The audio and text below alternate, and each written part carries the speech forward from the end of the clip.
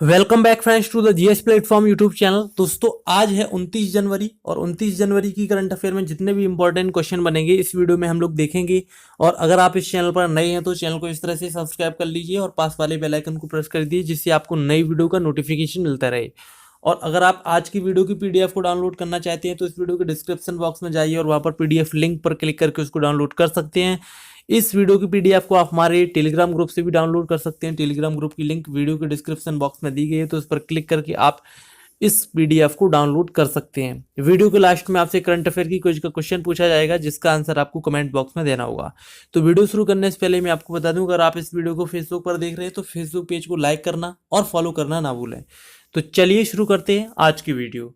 तो आज की वीडियो का पहला क्वेश्चन है, ऑस्ट्रेलियन ओपन टेनिस टूर्नामेंट में महिला एकल का खिताब किसने जीता है? तो इसका जो राइट आंसर है नाओमी ओसाका, ऑप्शन ए सही हो जाएगा। तो देखिए नाओमी ओसाका ने हाल ही में ऑस्ट्रेलियन ओपन की महिला एकल का खिताब जीत लिया है। और टेनिस में ये जापानी खिलाड़ी हैं और उन्होंने 2018 में यूएस ओपन का खिताब भी जीता था और वे विश्व की नंबर 1 रैंकिंग हासिल करने वाली पहली जापानी खिलाड़ी भी बनी है। तो आप ध्यान रखिएगा कि जो टेनिस टूर्नामेंट होते हैं उनमें वर्ष का जो पहला ओपन टेनिस टूर्नामेंट होता है वो ऑस्ट्रेलियन ओपन टेनिस टूर्नामेंट होता है, जिसमें महिला एकल का जो खिताब जीता है वो जीता है नाओमी ओसाका ने। तो ऑप्शन ए सही हो जाएगा। नेक्स्ट क्वेश्चन देखते हैं, क्वेश्चन नंबर सेकंड, किस राज्य में प्रवासी लाभांश पेंशन योजना शुरू की गई है? तो यहाँ पर जो चार ऑप्शन है इनमें जो राइट आंसर है केरल, ऑप्शन बी सही हो जाएगा। तो देखिए केरल सरकार ने गैर निवासी केरल वासियों को 5 लाख रुपए के एक बार के भुगतान पर नियमित पेंशन प्रदान करने के लिए प्रवासी लाभांश पेंशन योजना शुरू की है। और राज्यपाल पी सदाशिवम ने राज्य विधानसभा को अपने संबोधन के दौरान इस चीज की हाल ही में घोषणा की है।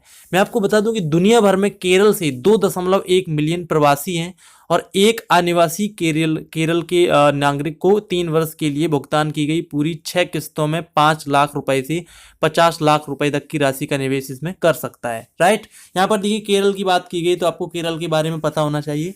केरल की राजधानी है तिरुअनंतपुरम, वहाँ के सीएम है पिनाराई विजयन और गवर्नर है पी सदाशिवम। यहाँ की लोकसभा से 20 सीटें हैं, राज्यसभा से 9 सीटें हैं, विधानसभा में कुल 140 सीटें आती हैं। और इसी राज्य में साइलेंट वैली है जो कि नीलगिरी पहाड़ियों पर है और इस राज्य का शास्त्रीय नृत्य है कथकली। इस राज्य से संबंधित आपको दो करंट अफेयर के पॉइंट पता होना चाहिए। हाल ही में भारत के सबसे बड़े स्टार्टअप इकोसिस्टम का उद्घाटन केरल राज्य में ही किया गया है और पब्लिक अफेयर इंडेक्स 2018 में सबसे सुशासित राज्य केरल को ही घोषित किया गया है। राइट, तो आपका सेकंड क्वेश्चन कंप्लीट हुआ। नेक्स्ट क्वेश्चन देखते हैं, क्वेश्चन नंबर थर्ड, किस राज्य ने शहरी युवाओं के लिए नई रोजगार योजना युवा स्वाभिमान योजना शुरू की है? तो इसका जो राइट आंसर है मध्य प्रदेश, ऑप्शन सी सही हो जाएगा। तो मध्य प्रदेश के मुख्यमंत्री कमलनाथ ने शहरी क्षेत्रों में आर्थिक रूप से कमजोर वर्गों की युवाओं के लिए युवा स्वाभिमान योजना शुरू करने की घोषणा की है। और इस योजना के तहत शहरी क्षेत्र में आर्थिक रूप से कमजोर वर्गों के युवाओं को 100 दिनों का रोजगार प्रदान किया जाएगा। ठीक है, और उन्हें कौशल प्रशिक्षण भी प्रदान किया जाएगा। यहाँ पर देखिए मध्य प्रदेश की बात की गई तो आपको एमपी के बारे में पता होना चाहिए। मध्य प्रदेश की जो राजधानी है वह भोपाल, वहाँ के सीएम है कमलनाथ और गवर्नर है आनंदीबेन पटेल। और यहाँ की लोकसभा से 29 सीटें हैं, राज्यसभा से 11 सीटें और विधानसभा में कुल 230 सीटें आती हैं। यहाँ पर देखिए 4 प्रमुख अभ्यारण्य हैं जिनके नाम है कान्हा राष्ट्रीय अभ्यारण्य, बांधवगढ़, फोसिल और माधव राष्ट्रीय अभ्यारण्य। यहाँ का जो उच्च न्यायालय है वो है जबलपुर में। और मैं आपको बता दूं कि भारत का इथोपिया एमपी को ही कहते हैं और सोयाबीन उत्पादन में देश का सबसे प्रथम स्थान पर राज्य है। ठीक है, यहाँ से आपको दो करंट अफेयर के पॉइंट भी आपको पता होना चाहिए। हाल ही में जय किसान ऋण मुक्ति योजना किस राज्य में शुरू की गई है? तो इसका आंसर हो जाएगा मध्य प्रदेश राज्य में ही। वहाँ के सीएम कमलनाथ ने अभी हाल ही में जय किसान ऋण मुक्ति योजना शुरू की है और इसी राज्य में अभी हाल ही में एसिड हमले से पीड़ितों को विकलांगता की श्रेणी में शामिल किया गया है। राइट, तो आपको इस क्वेश्चन से इतनी इंफॉर्मेशन मिल जाती है। नेक्स्ट क्वेश्चन देखते हैं, क्वेश्चन नंबर 4, ऑक्सफोर्ड डिक्शनरी का Hindi word of the year किसे घोषित किया गया है? तो यानी कि ऑक्सफोर्ड डिक्शनरी के अनुसार पूरे वर्ष भर के दौरान हिंदी का ऐसा कौन सा शब्द है जो ट्रेंड में रहा? तो इसका जो राइट आंसर है नारी शक्ति, ऑप्शन डी सही होगा। तो ऑक्सफोर्ड डिक्शनरी ने नारी शक्ति को Hindi word of the year घोषित किया है और हर वर्ष चुने जाने वाला हिंदी शब्द का विशेष वर्ग की बातचीत लोकाचार को दर्शाता है। और इस वर्ष का शब्द नारी शक्ति संस्कृत से लिया गया है और इसमें नारी का जो अर्थ है वो है महिला और शक्ति का जो अर्थ है वो है बल, राइट। तो ध्यान रखिएगा, ऑक्सफोर्ड डिक्शनरी का Hindi word of the year नारी शक्ति रहा है। ऑप्शन यहां पर आपका डी सही होगा। नेक्स्ट क्वेश्चन देखते हैं, क्वेश्चन नंबर 5, किस मंत्रालय ने हाल ही में आरडीपी इंडिया ऐप लॉन्च किया है? तो यहाँ पर जो 4 ऑप्शन दिए गए इनमें जो राइट आंसर है रक्षा मंत्रालय, ऑप्शन सी सही होगा। तो सरकार के डिजिटल इंडिया अभियान के साथ एक नई पहल के रूप में रक्षा मंत्रालय ने गणतंत्र दिवस पर एक मोबाइल ऐप आरडीपी इंडिया 2019 शुरू किया है। और ये केवल राजपथ पर दर्शक को गणतंत्र दिवस के आयोजन की झांकियां उपलब्ध कराने के इरादे से नहीं है, बल्कि ये दुनिया भर में आम जनता के लिए भी है। और इस ऐप में नई दिल्ली में राजपथ में परेड के बारे में जानकारी दी गई है, जिसमें कि मार्च ऑफ ऑर्डर, विभिन्न राज्यों और मंत्रालयों द्वारा प्रस्तुत झांकी का विवरण, बच्चों के सांस्कृतिक कार्यक्रम, फ्लाई पास्ट और प्रधानमंत्री राष्ट्रीय बाल पुरस्कार 2019 के प्राप्तकर्ताओं के नाम के बारे में इस ऐप में उल्लेख किया गया है। तो किस मंत्रालय ने इसको जारी किया है? रक्षा मंत्रालय ने, ऑप्शन सी सही होगा। नेक्स्ट क्वेश्चन देखते हैं, क्वेश्चन नंबर 6, दृष्टिबाधितों को मुद्रा नोटों की पहचानने के लिए कौन सा एंड्रॉयड ऐप लॉन्च किया गया है? तो इसका जो राइट आंसर है रोशनी, ऑप्शन यहाँ पर बी सही होगा। तो भारतीय प्रौद्योगिकी संस्थान आईआईटी ने एक ऐप रोशनी विकसित किया है जो मुद्रा नोटों को पहचानने में दृष्टिबाधितों की मदद करेगा। और ये पुराने और नए नोटों को पहचान सकता है और ऑडियो जानकारी भी देता है। और ये भी दिखाता है कि आप किस नोट को अपने हाथों में पकड़े हुए हैं। और ये अब चंडीगढ़ में लॉन्च किया गया था। रोशनी पहला एंड्रॉयड ऐप है जो भारतीय मुद्रा नोटों को पहचानता है और उपयोगकर्ता को फोन कैमरे के सामने करेंसी नोट लाना होगा और ऐप करेंसी नोट के बारे में जानकारी प्रदान करेगा। तो ये जो ऐप है वो दृष्टिबाधितों के लिए बहुत ही यूजफुल रहेगा, ठीक है। तो यहाँ पर आपका ऑप्शन बी सही हो जाएगा। नेक्स्ट क्वेश्चन देखते हैं, ऑस्ट्रेलियन ओपन टेनिस टूर्नामेंट में पुरुष एकल का खिताब किसने जीता है? तो यहाँ पर देखिए, इस वीडियो का जो फर्स्ट क्वेश्चन था वो महिला एकल के बारे में था, लेकिन ये क्वेश्चन पुरुष एकल के बारे में है। तो जो पुरुष एकल का खिताब जीता है वो जीता है नोवाक जोकोविच ने, ऑप्शन ए सही हो जाएगा। मैं आपको बता दूं कि नोवाक जोकोविच सर्बिया देश के खिलाड़ी हैं और उन्होंने स्पेन के राफेल नडाल को पराजित करके पुरुष एकल का खिताब जीता है।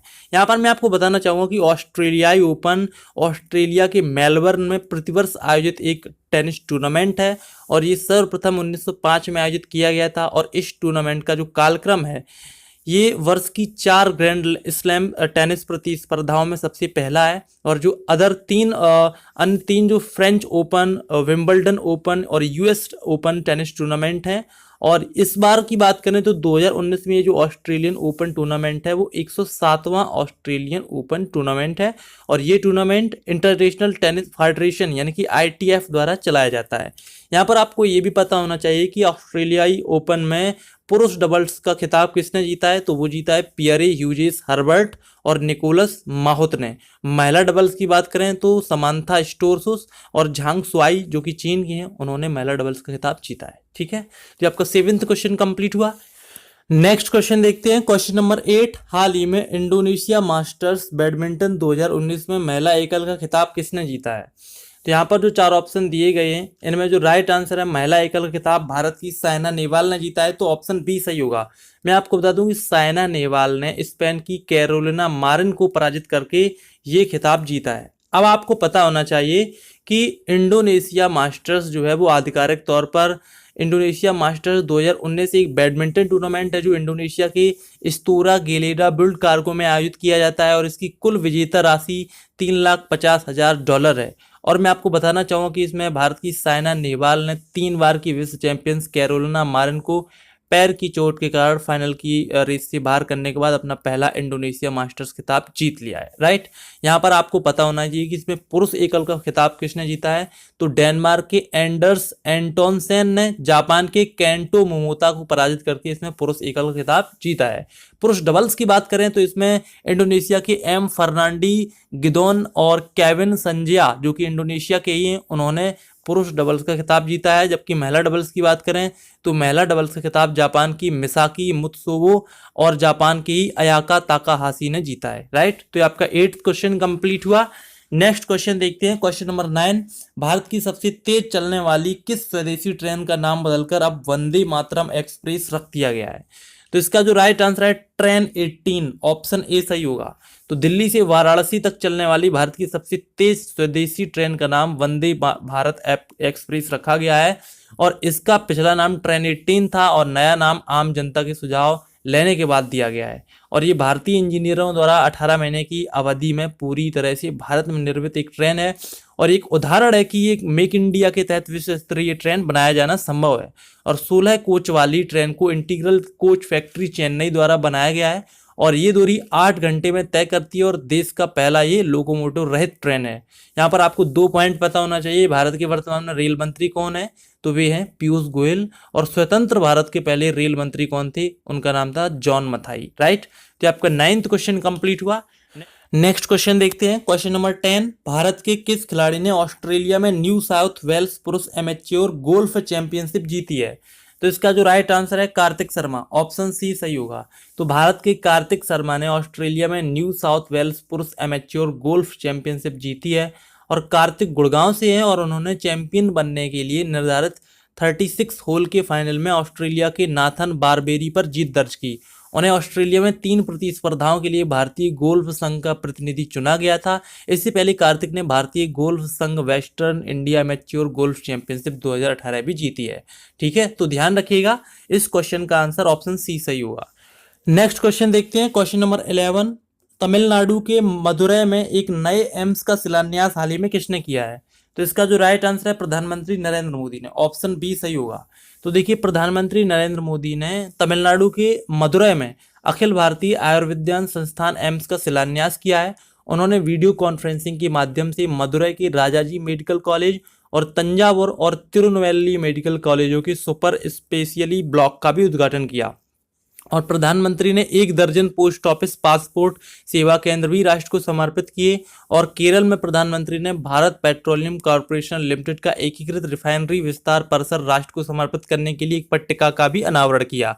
और प्रधानमंत्री ने कोच्चि में इंडियन ऑयल कॉर्पोरेशन लिमिटेड के एक एलपीजी बॉटलिंग प्लांट में एक भंडारण इकाई का भी उद्घाटन किया है इसी अवसर पर। तो ध्यान रखिएगा, तमिलनाडु के मदुरै में हाल ही में प्रधानमंत्री नरेंद्र मोदी ने नए एम्स का शिलान्यास किया है, तो ऑप्शन बी सही होगा। नेक्स्ट क्वेश्चन देखते हैं, क्वेश्चन नंबर 12। हाल ही में 8वीं राष्ट्रीय आइस हॉकी चैंपियनशिप किसने जीती है, तो इसका जो राइट आंसर है आईटीबीपी ने, ऑप्शन डी सही होगा। तो देखिए, भारत तिब्बत सीमा पुलिस यानी कि आईटीबीपी ने लद्दाख में आर्मी को हराकर राष्ट्रीय आइस हॉकी प्रतियोगिता जीती है। और लद्दाख में आयोजित राष्ट्रीय आइस हॉकी प्रतियोगिता में आईटीबीपी की टीम ने सेना को 3-2 के अंतर से पराजित करके प्रतियोगिता को जीता है। और समुद्र तल से लगभग 11,000 फीट की ऊंचाई पर स्थापित आइस हॉकी रिंक में आयोजित इस राष्ट्रीय प्रतियोगिता को आईटीबीपी की टीम ने पहली बार लगातार जीतने में सफलता प्राप्त की है। और इस आइस हॉकी प्रतियोगिता का आयोजन राष्ट्रीय ice hockey association of India द्वारा किया जाता है। यहाँ पर देखिए, आईटीबीपी की बात की गई तो आपको पता होना चाहिए, आईटीबीपी का फुल फॉर्म होता है इंडो तिब्बतन बॉर्डर पुलिस और इसकी स्थापना 1962 में हुई थी, जिसका मुख्यालय न्यू दिल्ली में है। और इसका जो मोटो है वो है स्टीडफास्टनेस एंड कमिटमेंट। ठीक है, तो आपका 12th क्वेश्चन कंप्लीट हुआ। नेक्स्ट देखते हैं कल क्विज का आंसर। तो कल की क्विज का आंसर है, भारत के कौन सी पर्वतारोही 7 शिखरों और 7 ज्वालामुखी शिखर पर चढ़ने वाले विश्व के सबसे कम आयु के पर्वतारोही बने हैं, तो इसका जो राइट आंसर है सत्यरूप सिद्धांत, ऑप्शन ए सही होगा।